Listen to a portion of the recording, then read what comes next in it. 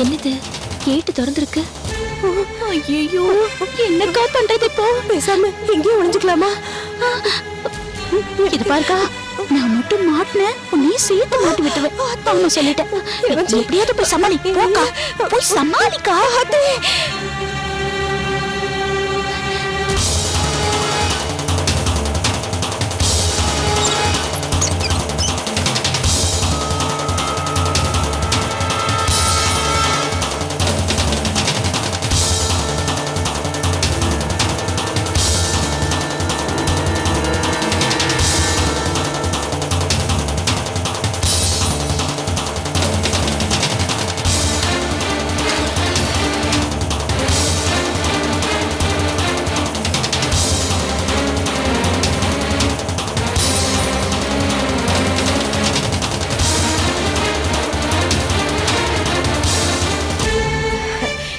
Sir, எப்ப வந்த?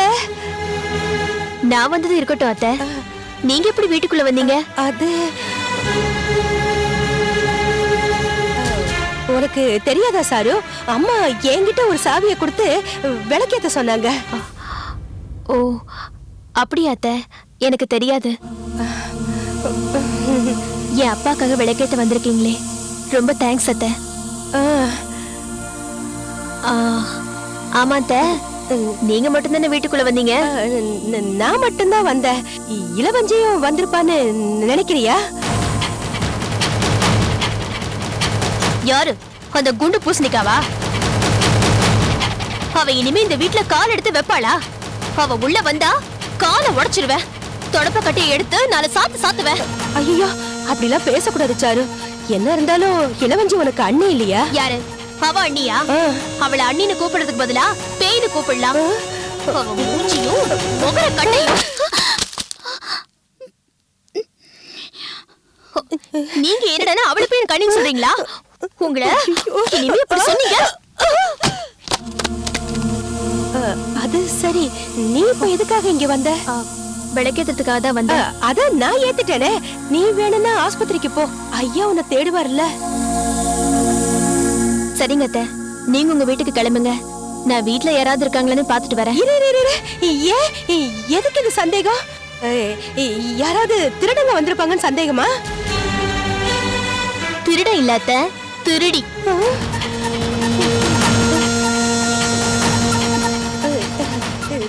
திருடியா? எப்படி சொல்ற? வாசல்ல உங்க செருப்பு இல்லாம இன்னொரு ஜோடி செருப்பும் கிடக்குது.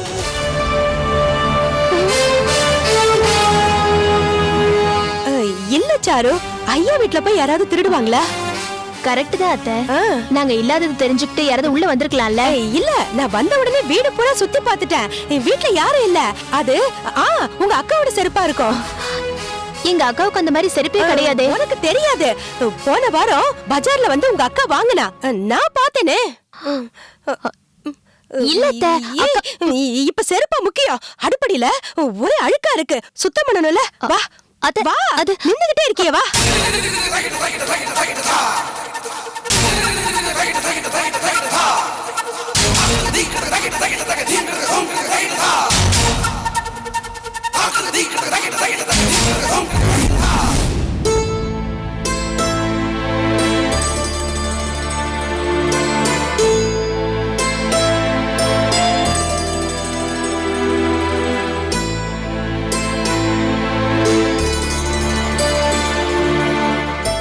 கங்கா, உங்க அப்பாவுக்கு அவர் ஆபரேஷனை விட உன் கல்யாணத்தை தான் ரொம்ப முக்கியமா பேசினாரு.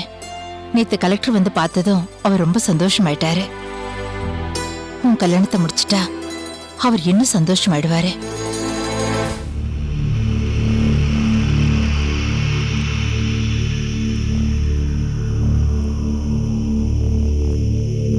வாங்கண்ணே, வாங்கண்ணே.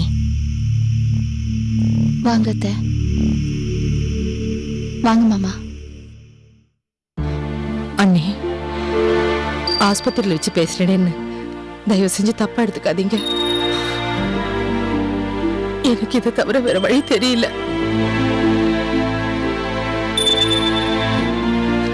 உங்க 2 பேர்கிட்டயும் மனசு விட்டு பேசிட்டு போலாம் தான் வந்தேன். இப்பதான் என் மகன் ஜெயச்சந்திரனை ஜெயில தான் பார்த்துட்டு வரோம். அண்ணி, நீங்க இப்படி கண் கலங்குறது எனக்கு ரொம்ப தர்ம சங்கடமா இருக்கு. உங்களுக்கு தான் எல்லா விஷயமும் தெரியுமா அண்ணி? ஆனா ஜெயச்சந்திரனுக்கு தெரிய மாட்டேங்குதே. கட்னா கங்காவை தான் கட்டுவேன்னு ஒரே பிடிவாதமா இருக்கான். கங்கா இல்லன்னா அவன் செத்துருவேன்னு சொல்றான். அண்ணி, நாங்க ஐயாவோட நிலைமைய எவ்வளவோ எடுத்து சொல்லிட்டோம். கேட்க மாட்டேங்கிறானே. கங்காவை கலெக்டர் தான் கல்யாணம் பண்ண போறான்னு யாரோ சொன்னது கேள்விப்பட்டு பெரிய கலாட்டா பண்ணி தலையை காயப்படுத்திக்கிட்டான். அண்ணி, என் புள்ள தலையில காயத்தை பார்த்த உடனே நெஞ்சு பதறி போயிடுச்சு. அண்ணி, அம்மா, கங்காவை பார்த்து நான் நல்லவன்னு சொல்லுங்க. கங்கா ரொம்ப நல்லவ, என்ன ஏத்துப்பான்னு சொன்னா. அழுத அண்ணி, போய் கங்காவை பார்த்து பேசுங்கன்னு எங்களை அனுப்பி வச்சா. கங்கா, ஜெயச்சந்திரனோட எதிர்காலமே உன் கையில தான் இருக்கு.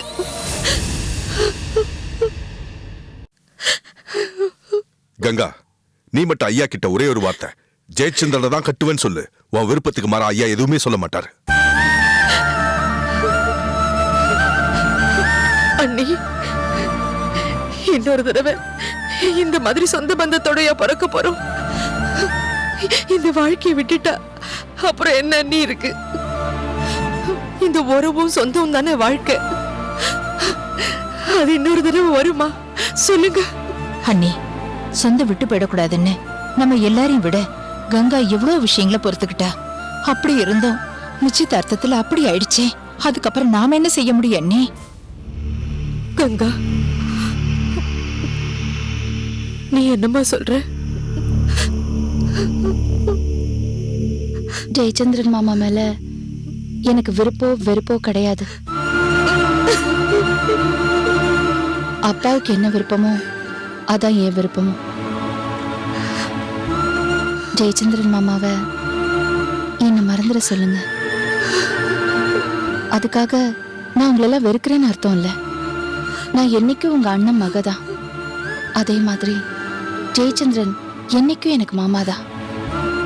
ஆனா கல்யாண விஷயத்துல மட்டும் என் அப்பாவும் அம்மாவும் சேர்ந்து எடுக்கிற முடிவுக்கு தான் நான் கட்டுப்படுவேன்.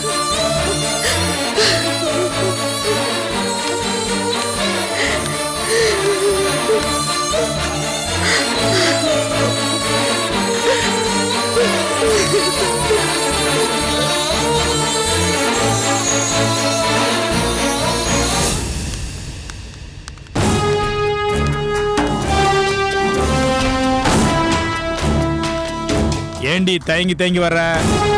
உடம்பு சரியில்லாத ஐயாவை பார்க்கலன்னா நம்மள 4 பேர் தப்பா பேசுவாங்க. இன்னும் சொல்ல போனா ஐயா குடும்பத்திலேயே வருத்தப்படுறதுக்கு வாய்ப்பு இருக்கு. ஏங்க, எனக்கு என்னமோ உங்க மேல சந்தேகமாவே இருக்கு. உங்களுக்கு ஐயா குடும்பத்து மேல பெரிய பற்றோ பாசமோ கிடையாது. நீங்க மனசுக்குள்ள எதோ வச்சுக்கிட்டு தான் இங்க வந்திருக்கீங்கன்னு எனக்கு நல்லா தெரிஞ்சு போச்சு. உங்க பஞ்சாயத்து எல்லாம் ஐயா குடும்பத்துல வச்சுக்காதீங்க. ஐயா பசங்களை நினைச்சால எனக்கு ரொம்ப பயமா இருக்குங்க. அவங்க கிட்ட அடி வாங்கினதை மறந்துடாதீங்க. ஏய், மறக்கலடி. அத ஞாபகமா திருப்பி கொடுக்கத்தான் இப்ப நான் இங்க வந்திருக்கிறேன். அவங்க எனக்கு கொடுத்த அடிய ஐயா மூலமா நான் அவங்களுக்கு திருப்பி கொடுப்பேன். அவங்க தோலை உரிச்சு காட்ட வேண்டி. அப்ப தெரிஞ்சுக்கிருவ இந்த பள்ளிமாணிக்க எப்படிப்பட்டவன்னு. ஐயோ வேண்டாங்க, தேவையில்லாம சிக்கல்ல மாட்டிக்காதீங்க. என்னங்க, அன்னைக்கு அந்த பசங்க உங்க கழுத்தை பிடிச்சு நெரிச்சது இப்போ என் கண்மனால அப்படியே நிக்குதுங்க. எனக்கு என்னமோ ஐயா வீட்டு பசங்களை நினைச்சாலே பயமா தாங்க இருக்கு. ஓடி, நான் எத்தனை தடவை அவமானப்பட்டாலும் அவங்கள சும்மா விட மாட்டேன். நான் சொல்ல போற விஷயத்த ஐயா கேட்டாருன்னா ஐயா ரத்தம் சூடாகி இன்னும் 1 மாசத்துக்கு ஆஸ்பத்திரியிலேயே படுத்து கிடப்பாரு. அந்த கார்த்திக் சரணா 2 பேருமே அவமானப்பட போறாங்க பாருடி. என்னங்க, நீங்க நினைக்கிற மாதிரி எல்லாம் ஒண்ணும் நடக்காதுங்க. 1000 தான் இருந்தாலும் கார்த்திக்கும் சரவணனும் ஐயாவோட பிள்ளைங்க. அவங்க என்னதான் தப்பு பண்ணிருந்தாலும் ஐயா அவங்கள மன்னிச்சு விட்டுடுவாரு. நான் யாருடி? பஞ்சாயத்து பள்ளி மாணிக்கம், சும்மா விட்டுருவானா? பாவண்டி அந்த சுப்புலட்சுமி குடும்பம் அவங்களுக்கு சொந்தமான நிலத்தை இவங்க ஏமாத்தி எழுதி வாங்கிட்டாங்க. அதுவும் எப்படி? ஐயா ஆபரேஷனுக்கு பணத்தை கட்டணும் அப்படின்னு ஒரு நெருக்கடியை கொடுத்து பணத்துக்காக அலைய வச்சு கடைசியில இவங்களே பணத்தை பிரட்டி கொடுத்து அந்த நிலத்தை ஏமாத்தி எழுதி வாங்கிட்டாங்க. அதை சும்மா விட சொல்றியா? நான் ஐயா கிட்ட இதை சொல்லத்தான் போறேன். அடி.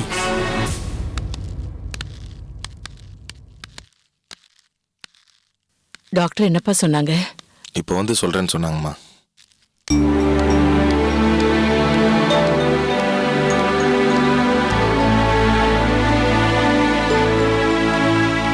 டாக்டர், ஐயாவை வீட்டுக்கு கூட்டிட்டு போலாங்களா?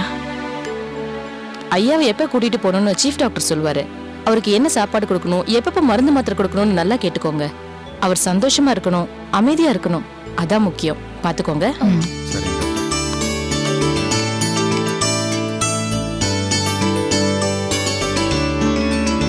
பெரியமா, அப்பாவை நாங்க எங்க வீட்டுக்கு கூட்டிட்டு போறோம் பெரியமா. அப்பா அங்க இருந்தாதான் சந்தோஷமா இருப்பாரு. ஏய், என்னடி பேசுற? ஐயா என்ன வீடு வாசல் இல்லாதவரா இல்ல அனாதையா? கடல் மாதிரி எங்க வீடு இருக்கு. ஐயாவை நாங்க அங்கதான் கூட்டிட்டு போவோம். பெரியமா, அப்பாவுக்கு வேளா வேலைக்கு கரெக்டா மருந்து மாத்திரை கொடுக்கணும். அதை நாங்க கவனிச்சுக்கிறோம். அப்பாவை எங்க வீட்டுக்கு கூட்டிட்டு போறோம் பெரியமா. மா, ஐயாவை நம்ம வீட்டுக்கு தான் கூட்டு போறோம். வேணா ஒரு நர்ஸை வேலைக்கு வச்சு பாத்துக்கலாம். தம்பி, ஐயாவுக்கு தேவையானதை கவனிக்க நாங்க எல்லாரும் இருக்கோம். சம்பளம் கொடுத்து ஒரு நர்ஸ வேலைக்கு வைக்கணுமா? ஐயாவை நல்லா கவனிச்சு சொத்துல பாதி பங்கு கேட்டிருக்கீங்க. இன்னும் கவனிச்சு இருக்கிற சொத்தை புடுங்க பாக்குறீங்களா? ஏய், வாயை திறந்தா ஏண்டி நீ இப்படி நெருப்பா கொட்டுற? அக்கா, இளவஞ்சி சின்ன பொண்ணு. அவ எட்டி நெஞ்சில உதைச்சாலும் எனக்கு வலிக்காதுக்கா. அவளும் எனக்கு ஒரு பொண்ணு மாதிரி தானே. பாத்தியாடி, ஒன்ன ஒரு வார்த்தை சொன்னதும் சுப்புலட்சுமிக்கு பொறுக்கல. ஏன்னா அவளும் 3 பொண்ணுங்களை பெத்த தாய். இளவஞ்சி, பொண்ணா பிறந்தவ எப்பவும் தாயா இருக்கணும், பேயா இருக்க கூடாது. பெரியம்மா, அப்பாவை நாங்க எங்க வீட்டுக்கு கூட்டிட்டு போறோமே. அவரு சந்தோஷமா இருக்கணும்னு டாக்டர் சொன்னாங்கல்ல. நாங்க அப்பாவுக்கு கதை சொல்லுவோம். அப்பா எங்களை பாட்டு கூட பாட சொல்லுவாரு. அப்பா சந்தோஷமா சிரிச்சுக்கிட்டே இருப்பாரு பெரியம்மா. ஆமா பெரியம்மா, அப்பா எங்களை பாட சொல்லுவாரு, நாங்களும் பாடுவோம். அப்பா கண்ணை மூடிட்டு ரசிப்பாரு. அப்பா அவர் முகத்தை பார்க்கணுமே, அவ்வளவு சந்தோஷமா இருப்பாரு. இந்த கதையில இங்க சொல்ல வேணாம். ஆமாமா, ஐயாவை நம்ம வீட்டுக்கு தான் கூட்டு போறோம். நம்ம வீட்டுல தான் எல்லா வசதியும் இருக்கு. இத பாருப்பா, ஐயாக்கு வசதி மட்டும் இருந்தா பத்தாது, நிம்மதியும் இருக்கணும். நீங்க சொல்றத பார்த்தா ஐயா நம்ம வீட்டுல நிம்மதியா இருக்க மாட்டாரா? அண்ணே, அம்மா சொல்றது புரியலையா உங்களுக்கு? நான் புலி, நீங்க சிங்கம், அண்ணி வந்து கரடி. நாம ஐயாவை பிடிச்சி கொதறிட்டே இருப்போம். ஐயாவால அங்க நிம்மதியா இருக்க முடியாதாமா. அதான் நம்ம சொல்ல வர. டேய், ஏண்டா இப்படி பேசுறீங்க? பெரியம்மா, அப்பாவையே கேளுங்க. அவர் எங்கே இருக்கணும்னு ஆசைப்படுறாரோ அங்கேயே இருக்கட்டுமே. அவரை கேட்டா என்ன சொல்லுவாருன்னு எங்களுக்கு தெரியும். அவர் உடம்பு சரியில்லாதவர். அவர் ஆசைப்பட்ட மாதிரி எல்லாம் நடந்தா அவர் நிலைமை இன்னும் மோசமாயிடும். நாங்க சொல்றோம், ஐயா எங்க வீட்டுல எங்க கூட தான் இருப்பாரு, இருக்கணும். டேய், நான் சொல்றேன்டா, ஐயா சுப்புலட்சுமி வீட்டுல தான் இருப்பாரு. அவர் இந்த 3 பிள்ளைங்களோட இருந்தா ரொம்ப சந்தோஷமா இருப்பாரு. அவரோட சந்தோஷம்தான் நமக்கு முக்கியம், எனக்கு முக்கியம். கங்கா, ஐயாவை உங்க வீட்டுக்கே கூட்டிட்டு போறதுக்கு நீ ஏற்பாடு பண்ணுமா? சரிங்க பெரியம்மா. மா, நீ மாறவே மாட்டமா.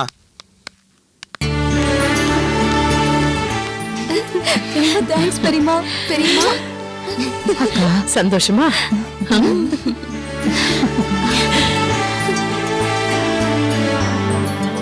ஐயா, நீங்க பூரணமா குணமாயிட்டீங்க. நாளைக்கே நீங்க வீட்டுக்கு போலாம். அப்படின்னா ரொம்ப சந்தோஷம் டாக்டர். எங்க ஊர் ஜனங்களை உடனே பார்க்கணும். எங்க ஊர் காத்து சுவாசிக்கணும். எங்க ஊர் மண்ணில் இறங்கி நடக்கணும். ஐயா, உங்களுக்கு மன உறுதி ரொம்ப அதிகம். ஒரு மேஜர் ஆபரேஷன் நடந்தும் ரொம்ப சீக்கிரமாவே குணமாயிட்டீங்க. இந்த மாதிரி நான் யாரையுமே பார்த்ததில்லை. ஐயாவை தான் நான் முதல் முறையா பார்க்கறேன். ஆமா டாக்டர், நான் சீக்கிரம் குணமானதுக்கு என் 2 குடும்பமும் காட்டின அன்புதான் காரணம். ஐயா, அதுக்குன்னு மாத்திரை மருந்து சாப்பிடாம இருந்துடாதீங்க. தினமும் மூச்சு பயிற்சியோ நடப்பயிற்சியோ தொடர்ந்து எடுக்கணும். சாரு, அப்பா, டாக்டர் சொன்னது கேட்டி இல்ல? நீயும் ரமாவும் தான் தினம் என் கூட வரணும். அப்பா நாங்க உங்க கூட வாக்கிங் வரோம். அக்கா உங்களுக்கு மூச்சு பயிற்சி கத்து கொடுப்பாங்க. ஐயா, உங்க ரெண்டு குடும்பத்தோட பாசத்தையும் பார்க்கும்போது எனக்கு ரொம்ப ஆச்சரியமா இருக்குயா. நீங்க அனுமதி கொடுத்தா உங்க குடும்பத்தோட ஒரு போட்டோ எடுத்துக்கிறேன். ஆமா டாக்டர், உலகத்திலேயே நான் ரொம்ப கொடுத்து வச்ச குடும்ப தலைவன். இப்படி ஒரு பாசமான குடும்பத்தை வேற எங்கேயும் பார்க்க முடியாது. சரி, நீங்க ஆசைப்பட்ட மாதிரியே ஒரு போட்டோ எடுத்துங்க. ஐயா, முதல்ல நாங்க உங்க கூட சேர்ந்து எடுத்துக்கிறோம், அப்புறம் அவங்க எடுத்துக்கிட்டோம். எதுக்கு ஒன்னா சேர்ந்து போட்டோ? தனித்தனியா எடுத்துக்கலாம். இளவஞ்சி, அவர் சேர்ந்து எடுக்கணும்னு தான் ஆசைப்படுறாரு. முதல்ல எல்லாரும் சேர்ந்து எடுத்துக்குவோம், அப்புறம் நீ சொன்ன மாதிரியும் எடுத்துக்க சொல்லுவோம். டாக்டர், நீங்க போய் எடுங்க. சரிங்க ஐயா. வாங்கம்மா, கிட்ட வாங்கம்மா, வாங்கடா. எல்லாரும் சரிங்க சரிங்க, ஸ்மைல் பண்ணுங்க. ரெடி? ஓகே, ரொம்ப சந்தோஷமா இருக்கீங்க. நீங்க குடும்பத்தோட பேசிக்கிட்டு இருங்க, நான் கீழே இருக்கேன். சரிங்களா? சரிங்க டாக்டர்.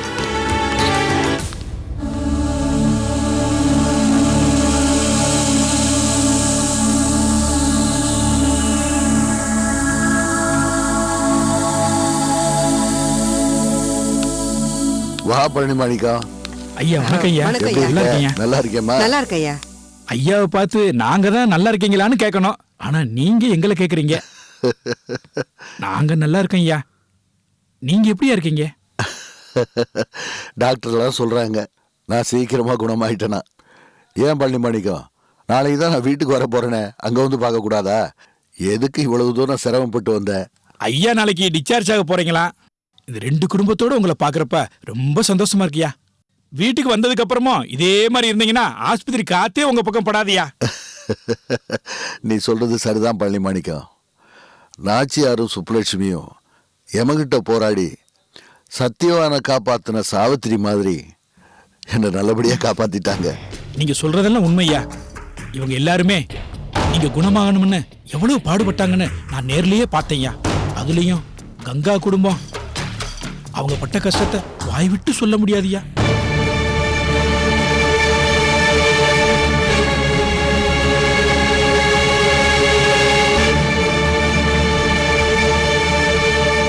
ஐயா, உங்க ஆபரேஷன் செலவுக்கு 5 லட்சம் ரூபாய் பணம் கட்டுறதுக்காக உங்க 3 பொண்ணுங்களும் அம்மாவும் பட்ட கஷ்டத்தை நினைச்சா என் கண்ணே கலங்குதியா. பழனி, நீ என்ன சொல்ற? என்னோட ஆபரேஷனுக்கு பணம் கட்டுறதுக்கு என் பொண்ணுங்க கஷ்டப்பட்டாங்களா? ஐயா, நகையெல்லாம் அடமானம் வச்சு பணத்தை கட்டலாம்னு நினைக்கிறப்ப நீங்க ஒரு 50 ஏக்கர் நிலம் கொடுத்திருந்தீங்க இல்லையா, அதை அடமானம் வச்சுதான் ஐயா பணத்தையே கட்டியிருக்காங்க ஐயா. கங்கா, என்ன காரியம் செஞ்சிருக்கம்மா? நிலத்தை அடமானம் வச்சுதான் பணம் கட்டினியா?